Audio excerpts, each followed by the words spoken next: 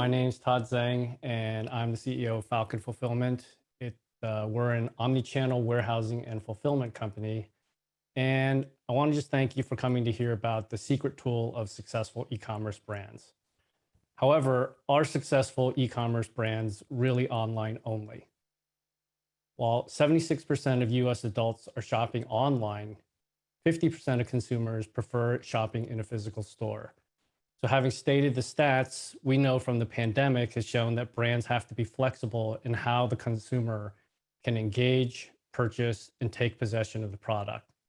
So what is the secret to success even in times like this? It's an omni-channel warehousing and fulfillment company that can get your product delivered to the sales channel where your customers are shopping, whether online or in a physical store. So I'm going to tell you about the process of looking for an omni-channel warehousing and fulfillment partner. But if you already have one, it may help you in evaluating if the relationship is serving you and your customers best. I'm going to frame the process in the context of dating. You see, I've been single for a long time, and I know all about looking for love. And I'm happy to report that I recently got married. But old habits are hard to break, and I tend to look at the world through the lens of dating. So, what is the secret to finding a partner you love that will treat you how you want to be treated? Let's start the question around what are the qualities you look for in a partner? We're all so different, so not everyone has the same requirements or relationship goals. But hear me out, as it's worked out pretty well for our clients, and after all, I am now married, so that must make me an expert. So let's start with keeping an eye out for red flags. The biggest red flag will show up in how your partner shows up when you're dating. After all, when everybody is showing their best foot forward, that's how the behavior is going to probably show up in your relationship. And isn't that analogous to the sales process? How they treat you at the beginning of the relationship is probably as good as it's going to get.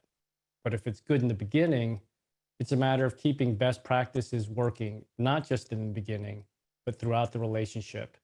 And that takes commitment from both parties.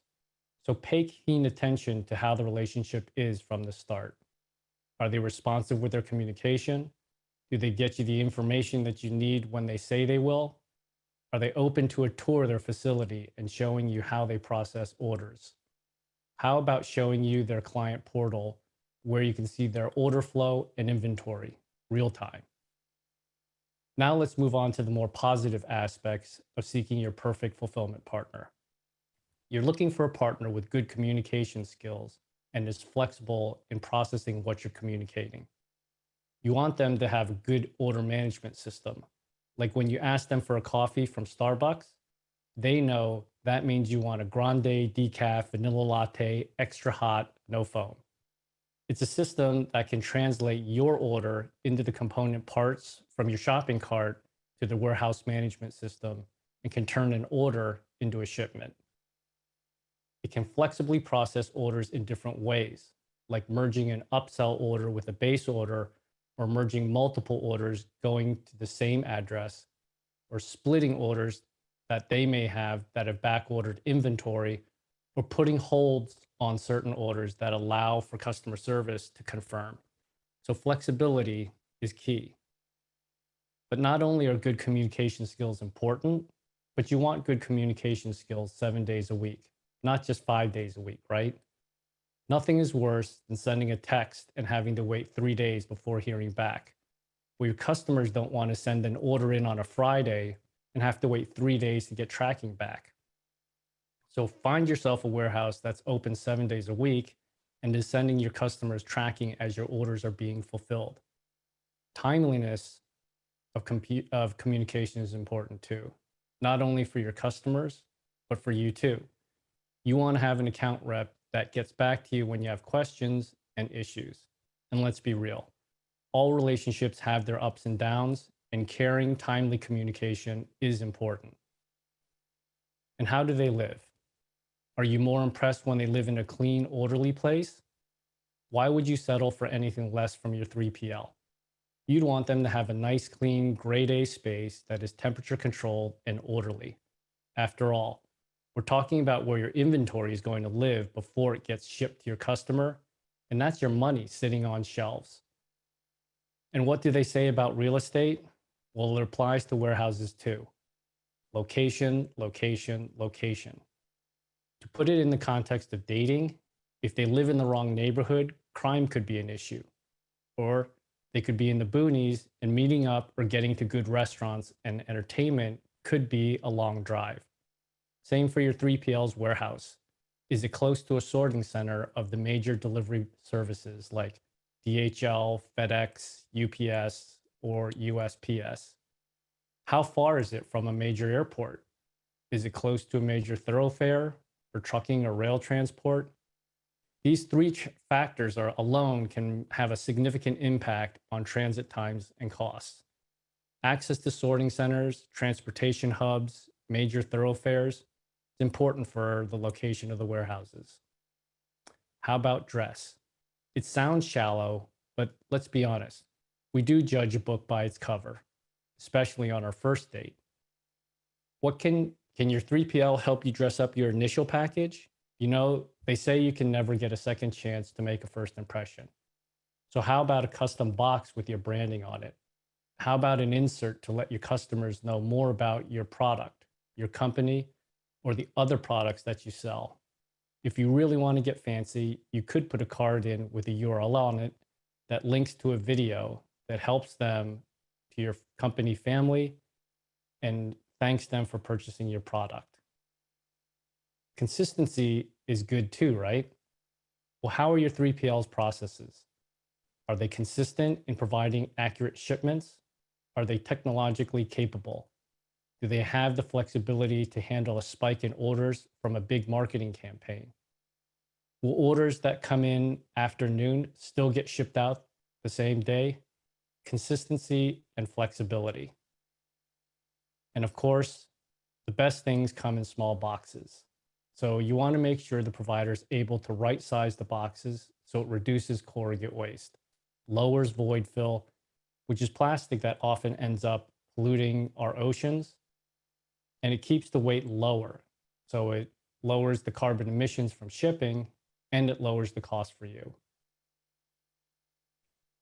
And lastly, you want a partner that understands that what is good for you is good for them. They know the more orders you get, the more shipments they get. And they know who's getting the most orders. Are they willing to introduce you to other brands in their warehouse with complementary products that could be a cross-selling relationship? How about masterminding with other top sellers in the warehouse? Who knew that finding a good 3PL partner was so familiar to finding a good relationship? Good communications during the sales process, flexible logic during to get out your orders, good order management system to integrate to your shopping cart, 7-day-a-week operation, account rep that'll get back to you with answers in a timely manner, and a nice, clean, orderly warehouse to store your inventory. These are just a few of the qualities that you'll want to find in an omni-channel warehouse and fulfillment partner.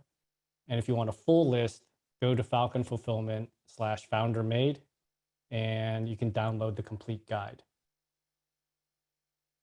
It's not the sexy part of the operation, but that's Falcon Fulfillment. Yeah, thanks, Todd. And hi everybody. My name's Alex Carey. Happy to field any questions. I think it's important, Todd, also, you know, one of the first things that you want to start every relationship with or partnership with is trust and a reliable conversation. So I think what we found with a lot of the companies that we work with is that there's a level of trust that can be exchanged between both companies. And so that's another big and important item. But we wanted to open up the floor to any questions or things that we could kind of shed some light on or help anybody else out with that's attending the session. You know, a lot about operations is managing expectations, and you know, it is a relationship, and I think operations is generally not one of those things where you go, hey, is an error going to happen? It's when is it going to happen? And things happen like inventory.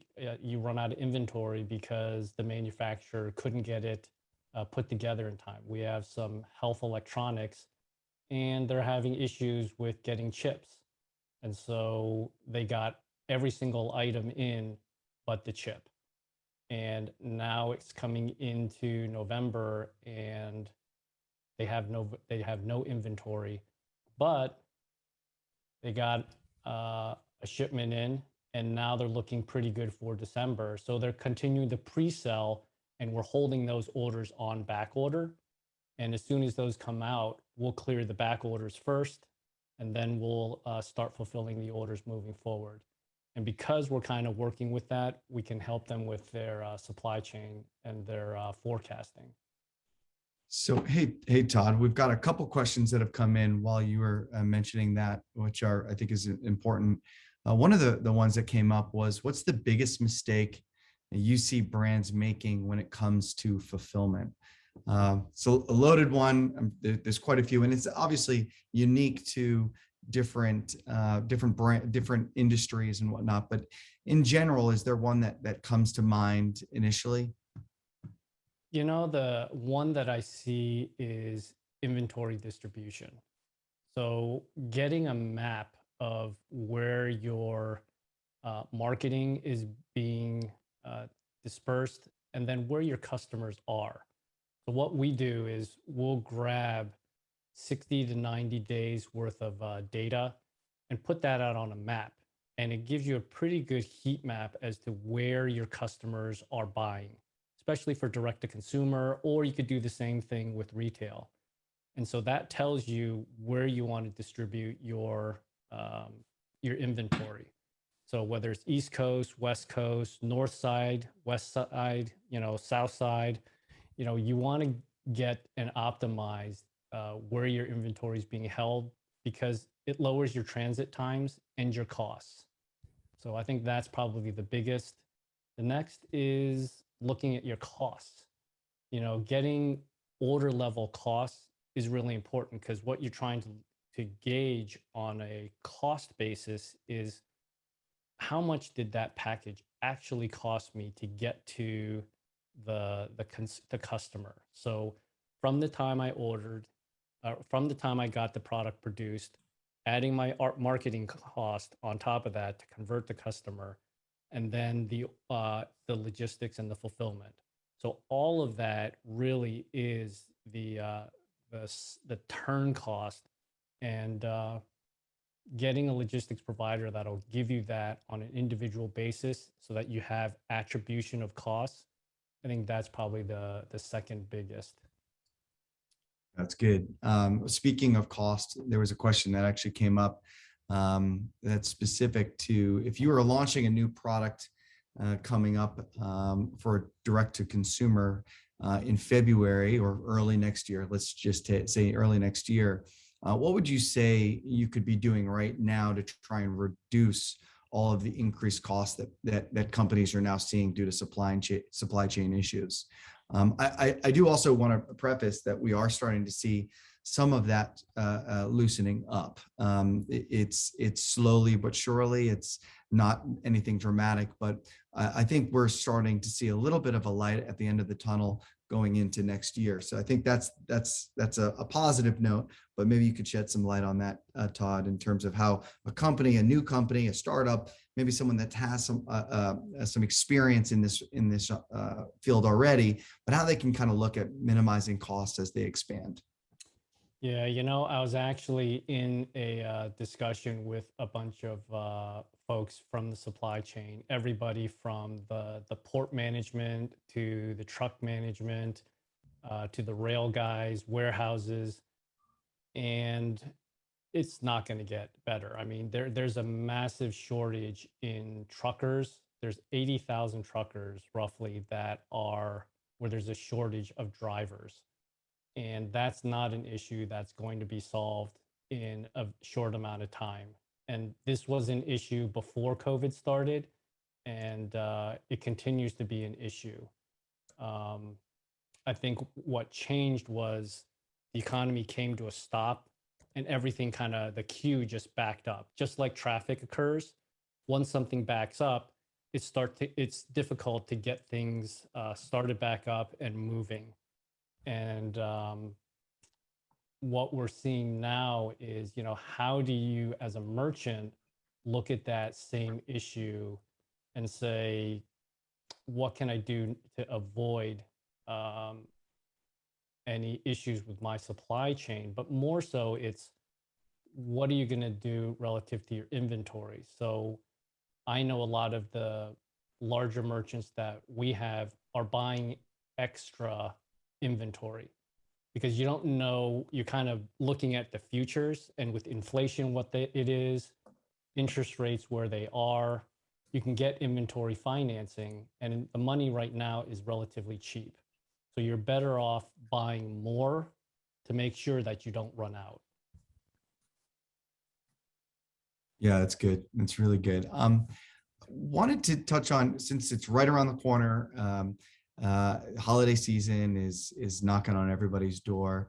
What are some things that brands can do to prepare to maybe get ahead of the supply chain issue, maybe handle it maybe better next year, or maybe how would you approach a companies that are going into this season and the volatility that they're seeing right now? What's some advice that you could pass on to them around approaching this holiday market? Yeah, so it's, if your business is seasonal, it is looking at the seasonal flows. And if the fourth quarter is a big period for you, I mean, we're 2 weeks away now.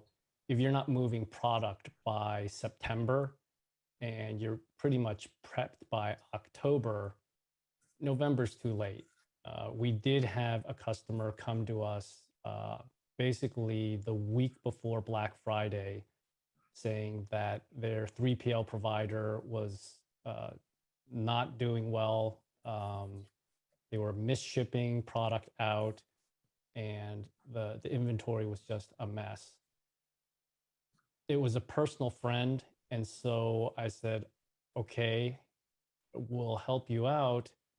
But it really took us. They had a ton of SKUs, and we had to get their inventory, sort it all out, and they had back orders from all the returns and misships. It took us till probably the end of December to fix that. So, when I look at preparation, it's planning months ahead. And I'd say, you know, depending upon how your fulfillment provider is performing, have a backup provider. Have two different companies, maybe one handling the East Coast, one handling the West Coast. Yeah, we've been seeing that as well. Just having a backup as a safety plan. That's a really good point. Um, Todd, how does good fulfillment increase sales and retention?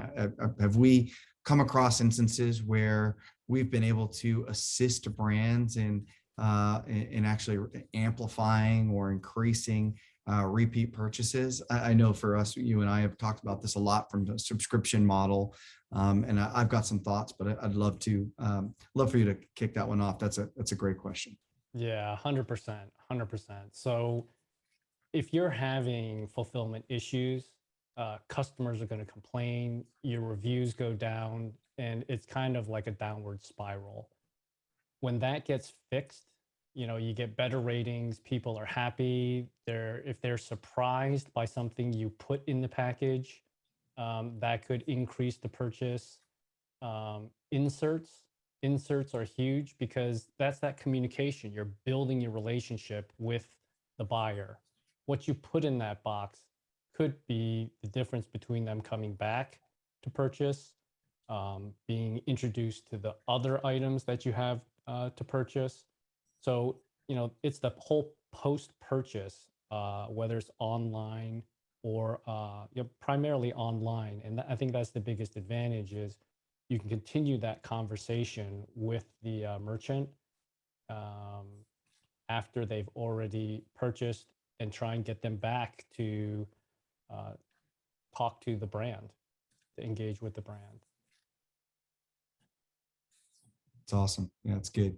I've got another question, and we're coming up on time, but I want to make sure we get to as many of these as possible. So thank you everybody for just engaging and asking questions. We know that you know we look at the business as businesses have three major stools, right? There's product, there's sales and marketing, and then you have operations. And so unfortunately, when it comes down to operations and it comes to logistics and getting the product out there, it's not the sexiest in the world, but it is essential to a profitable business. So we are happy to partner and come alongside companies in trying to figure this out. So one of the questions was, how does Falcon think about supporting and augmenting sales for your brands? So you mentioned introducing your brands to other complementary brands in the warehouse. Is that to drive sales, or is that to drive partnerships? Do you see any conflicts in doing that? That was an interesting question to kind of maybe be a little bit of a matchmaker between companies. And I know that we've done that quite a bit, but love your thoughts on that, Todd. Yeah, so we're not looking at competing products, but where a merchant has a complementary product that drives relationships, it's a cross-sell opportunity because they're talking to the same customers or same group of customers. And so when we make the introduction, it's literally, hey, you know what? Like one of our merchants, they said, hey, we're doing a partnership with XYZ. Um, can you move the inventory over? And within an hour, like, okay, it's moved over, your bundle's ready, you can launch it whenever you want to. So it's those kinds of things that make it really easy to do bundling, to do cross sells, to do promotions. If they want to do customer cross sells, well, those are great things to do because you're talking to the same populations. And for us, it's where we have a focus in health, wellness, and beauty. So we don't do a lot of electronics or anything like that. So we have a concentration of customers, and we're looking across all geographies. So we have folks that are international.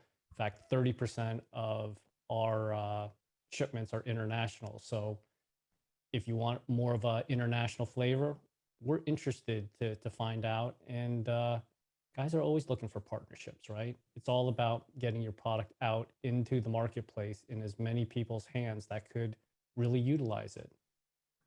Yeah, and I think what's interesting is, what comes up a lot is, if we're working with, a pretty distinguished brand that's been around for a long time, and then maybe working with a startup that has, big aspirations and big plans, and they're not sure how to go into maybe, let's say, an international approach. Maybe they want to have, 20 to 25% of their sales be international, yet we're working with 5 or 6 other companies that are already doing that.